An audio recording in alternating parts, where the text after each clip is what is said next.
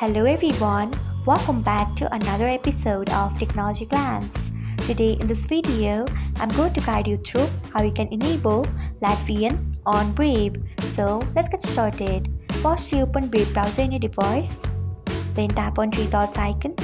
Next tap on settings. After that, tap on Brave Shields and Privacy. Then scroll until you find content filtering. Next tap on it. After that, scroll until you find Latvian. Then turn on it by tapping on it. So this is how you can enable Latvian on Brave. Thanks for watching.